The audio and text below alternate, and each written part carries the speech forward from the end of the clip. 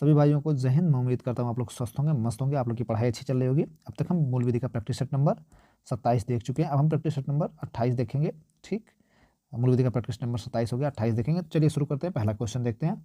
न्यायिक पुनर्विलोकन का संविधान के किस अनुच्छेद में प्रतिपादन किया गया है?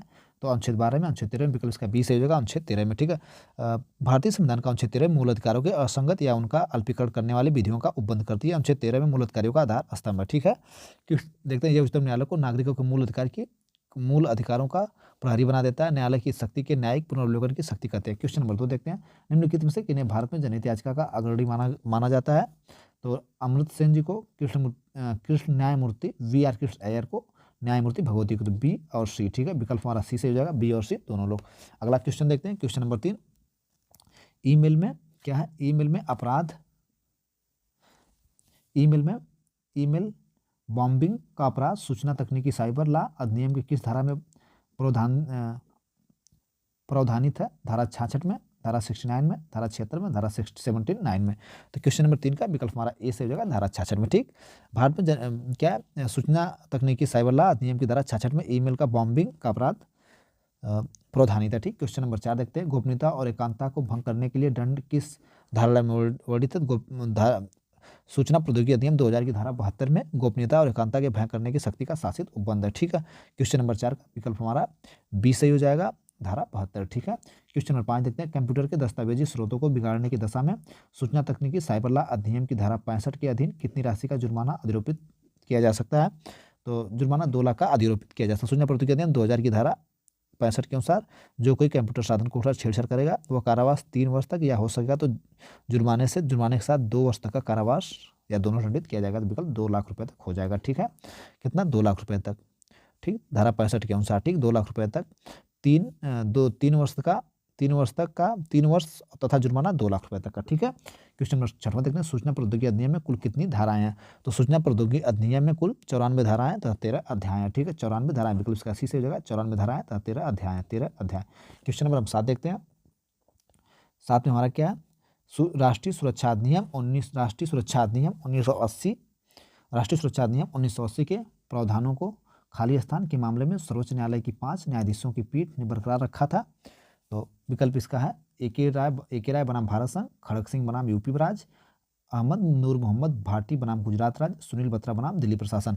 7 का विकल्प हमारा ए सही हो जाएगा, ए के राय बनाम भारत संघ। देख लेते एक्सप्लेनेशन। राष्ट्रीय सुरक्षा अधिनियम 1980 के प्रावधान में ए के राय बनाम भारत संघ के मामले में सर्वोच्च न्यायालय की 5 न्यायाधीश की पीठ ने बरकरार रखा मानव अधिकारों के अधीन किसी व्यक्ति को उसके द्वारा किए गए किसी अपराध के अधीन बंदी बनाया जा सकता है, परंतु भारत में कुछ निवारक विधियां भी हैं जिनके अंतर्गत किसी व्यक्ति को अपराध करने से पूर्व ही अपराध करने से रोकने के उद्देश्य से बंदी बनाया जा सकता है और निश्चित अवधि तक निरुद्ध रखा जा सकता है। राष्ट्रीय सुरक्षा अधिनियम 1980 ऐसी एक निवारक विधि थी। क्वेश्चन नंबर 8 देखते हैं। राष्ट्रीय सुरक्षा अधिनियम के प्रयोजन के लिए परामर्शदात्री परिषद का गठन किया गया है। केंद्रीय सरकार द्वारा, राज्य सरकार द्वारा, केंद्रीय सरकार और राज्य सरकार द्वारा, इनमें से कोई नहीं। क्वेश्चन नंबर 8 का विकल्प हमारा सी से हो जाएगा, केंद्रीय सरकार और प्रत्येक राज्य सरकार द्वारा। क्वेश्चन नंबर 9 देखते हैं। 9 में क्या? भ्रष्टाचार निवारण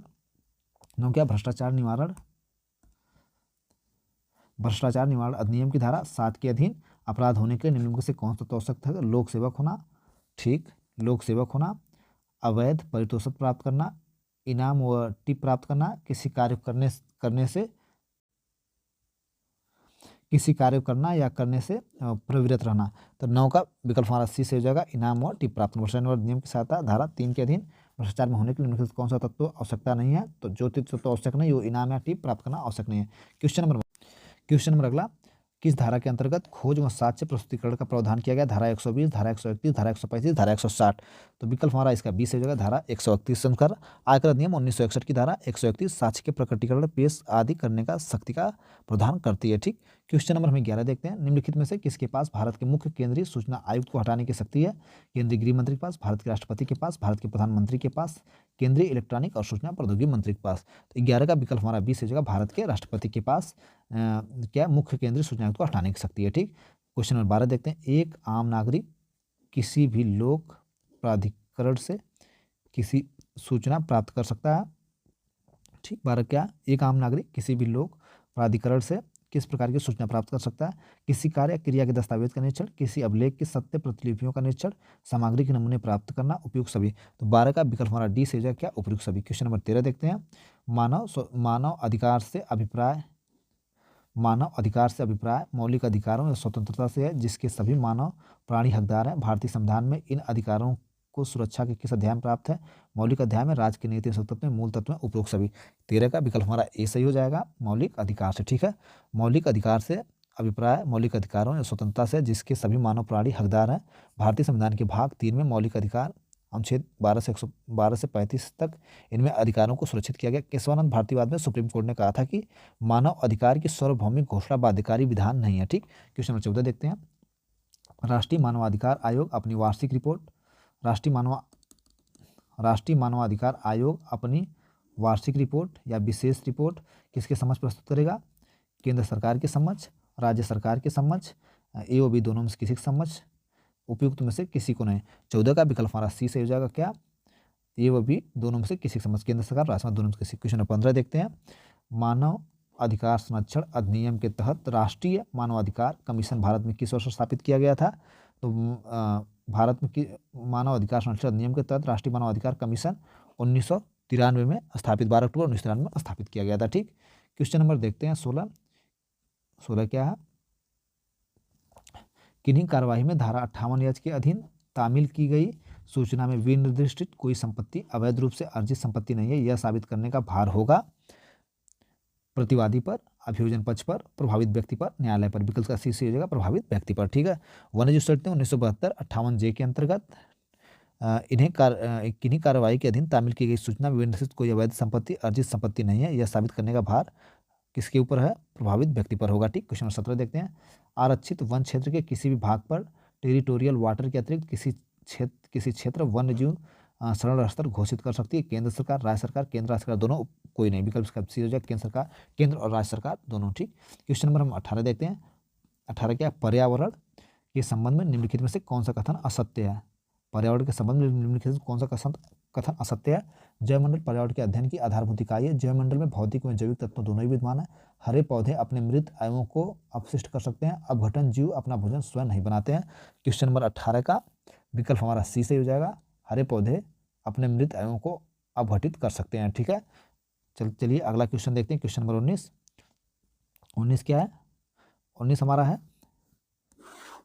पर्यावरण प्रदूषण से संबंधित अपराध यदि किसी कंपनी द्वारा किया जाता है तो उत्तरदायी होगा कंपनी का डायरेक्टर, कारोबार संचालक जो सीधे भार साधक के प्रति उत्तरदायी था, कंपनी के सभी कर्मचारी, जिसने ऐसे किया मात्र वह व्यक्ति।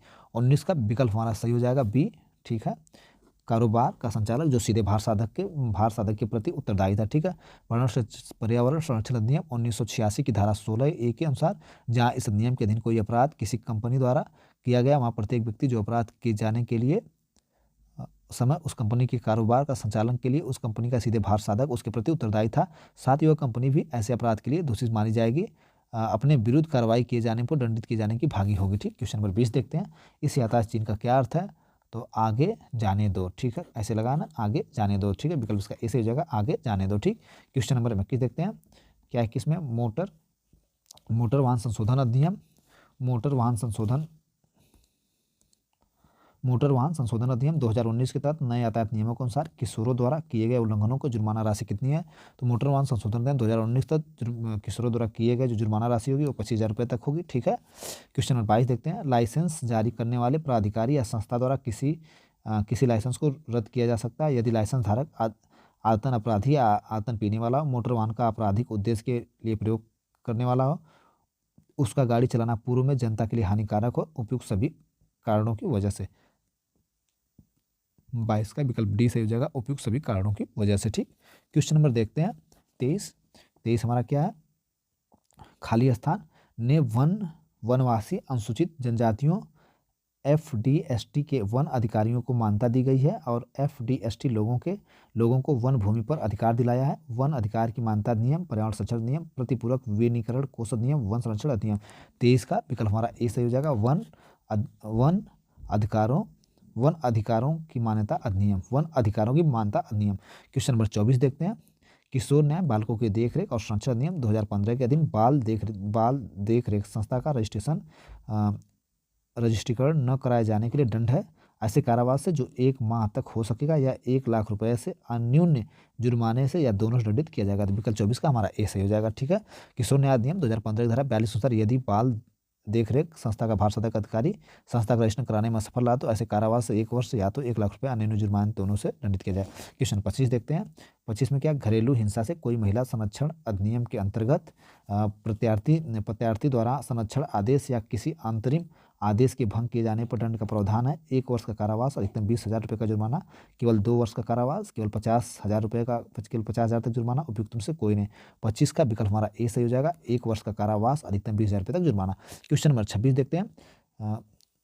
कितने वर्ष के बालक अथवा बालिका को साक्षी होने की दशा में विवेचना के दौरान उनका कथन उनके निवास स्थान पर होना चाहिए। भारतीय नागरिक सुरक्षा संहिता 2023 की धारा 179 के परंतु के अनुसार अन्वेषण विवेचना के दौरान निम्नलिखित व्यक्तियों को कथन जो मामले तथ्यों से परिस्थितियों से परिचित होना प्रतीत होते हैं उनके निवास स्थान पर होना चाहिए। 15 वर्ष से कम 65 वर्ष तक की आयु के पुरुष को कोई स्त्री महिला या मानसिक या शारीरिक रूप से निःशक्त हो। विकल्प हमारा इसका ए से हो जाएगा 15 वर्ष। ठीक है। अगला देखते हैं। क्वेश्चन नंबर हम देखते हैं 27। न्यायिक मजिस्ट्रेट को स्थानीय अधिकारिता के नियंत्रण में राज्य सरकार के उच्च न्यायालय के और क्या है आपका मुख्य न्यायिक मजिस्ट्रेट के बी और सी दोनों, यानी बी और सी, तो बी विकल्प डी से हो जाएगा। बी और सी दोनों उच्च न्यायालय के और मुख्य न्यायिक मजिस्ट्रेट के स्थानीय अधिकारिता नियंत्रण में है। ठीक है। क्वेश्चन नंबर 28 देखते हैं। भारतीय न्याय संहिता की धारा 318 से संबंध शरारत से, आपराधिक विश्वासघात से, धोखाधड़ी से, जबरन वसूली से, विकल्प इसका सी से होगा धोखाधड़ी से 318 संबंधित है। ठीक। भारतीय न्याय संहिता के अनुसार इनमें से किस अपराधों के लिए मृत्युदंड दिया जा सकेगा। विकल्प हमारा है 147 भारत सरकार के विरुद्ध युद्ध घोषणा। ठीक है। विकल्प हमारा ए बिल्कुल एकदम सही है, घोषणा नहीं कर सकते, इससे पहले भी हम पढ़े थे। ठीक है। क्वेश्चन नंबर देखते हैं। सॉरी, गलत लगा दिए, पूरा नहीं पढ़े। भारतीय न्याय संहिता के अनुसार इनमें से किस अपराधों के लिए मृत्युदंड दिया जा सकता है। भारत सरकार के विरुद्ध घोषणा, फिरौती के लिए व्यापारण, ए व बी दोनों, तो विकल्प इसका ए और बी दोनों सही हो जाएगा। ठीक है। ये तो है, भारत सरकार के विरुद्ध घोषणा और फिरौती के लिए व्यापारण दोनों क्या है मृत्युदंड दिया जा सकता है। ठीक। भारतीय न्याय संहिता 2023 की धारा 147 भारत सरकार के विरुद्ध युद्ध की घोषणा करना या युद्ध का प्रयत्न करना या युद्ध के दुष्प्रचार करना, तो धारा 140(2) के अनुसार फिरौती के लिए व्यापारण या किडनैपिंग दोनों अपराधों के लिए मृत्युदंड दिया जा सकता है। क्वेश्चन नंबर 30 देखते हैं। आपराधिक दायित्व से उन्मुक्ति के लिए बच्चों की आयु कितनी होनी चाहिए। आपराधिक दायित्व से उन्मुक्ति के लिए बच्चों की उम्र कितनी होनी चाहिए, तो बच्चे की उम्र 7 वर्ष से कम होनी चाहिए। भारतीय न्याय संहिता 2023 की धारा 20 के अनुसार। ठीक है। 7 वर्ष से कम। ठीक। क्वेश्चन नंबर 31 देखते हैं। प्रायश्चित सिद्धांत निम्नलिखित में से क्या है। प्रायश्चित सिद्धांत निम्नलिखित में से किसका एक भाग है। भयकारी सिद्धांत का, सिद्धांतकारी सिद्धांत का, प्रतिकारक सिद्धांत का, निवारक सिद्धांत का, तो विकल्प इसका सी से हो जाएगा प्रतिकारी सिद्धांत का। प्रायश्चित सिद्धांत किसका निम्नलिखित में किसका एक भाग है, प्रतिकारी सिद्धांत का। ठीक। देखते हैं। और अगला 32 क्वेश्चन नंबर। भ्रष्टाचार निवारण अधिनियम 1988 के तहत विशेष न्यायालय की नियुक्ति का प्रावधान है। धारा 3 में, धारा 4 में, धारा 5 में, धारा 6 में। 32 का विकल्प हमारा ए से हो जाएगा धारा 3 में। ठीक। आयकर अधिनियम 1961 में आय की सगणना से संबंधित प्रावधान किया गया। धारा 3 में, धारा 4 में, धारा 5 में, धारा 6 में। 33 का विकल्प हमारा बी से हो जाएगा धारा 4 में। ठीक। सूचना का अधिकार अधिनियम 2005 में कितनी अनुसूचियां हैं। 5 हैं, 4 हैं, 3 हैं, 2 हैं।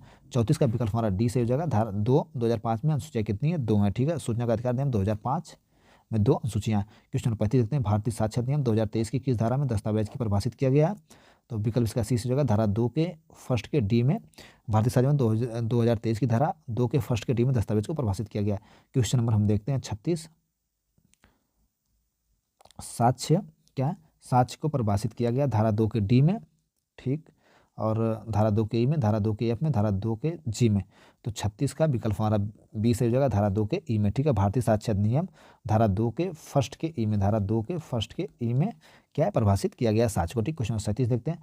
भारतीय न्याय संहिता 2023 के 2 के 24 में परिभाषित है। भारतीय न्याय संहिता 2023 की धारा 2 के 24 में अपराध को परिभाषित किया गया। विकल्प इसका सी सही है। ठीक। 38 देखते हैं। भारतीय न्याय संहिता 2023 की धारा 2 के 3 में परिभाषित बालकों से अभिप्रेत है, तो भारतीय न्याय संहिता 2023 2 के 3 परिभाषित बालक से 18 वर्ष से कम आयु का कोई व्यक्ति अभिप्रेत है। ठीक है। 18 वर्ष से कम आयु, विकल्प इसका ए सही हो जाएगा 18 वर्ष से कम आयु का व्यक्ति। क्या देखते हैं। और 39 सेशन न्यायालय द्वारा पारित मृत्युदंडादेश पुष्ट किया जाएगा उच्च न्यायालय द्वारा, उच्चतम न्यायालय द्वारा, राज्य सरकार द्वारा, राज्यपाल द्वारा। 39 का विकल्प हमारा ए सही हो जाएगा उच्च न्यायालय द्वारा। ठीक। साक्षी संरक्षण स्कीम का उपबंध किया गया धारा 396, धारा 397, धारा 398, धारा 399। 40 का विकल्प हमारा सी जगह धारा 398। ठीक। प्रैक्टिस सेट नंबर 28 हमारा मूल विधि का समाप्त हुआ। Thank you. आप लोग देखिए, कमेंट करिए, कोई सुझाव हो तो कमेंट बॉक्स में जरूर लिखिए। आपके कमेंट करने से हमें मोटिवेशन मिलता है, वीडियो बनाने में मदद मिलती है। थैंक यू, धन्यवाद।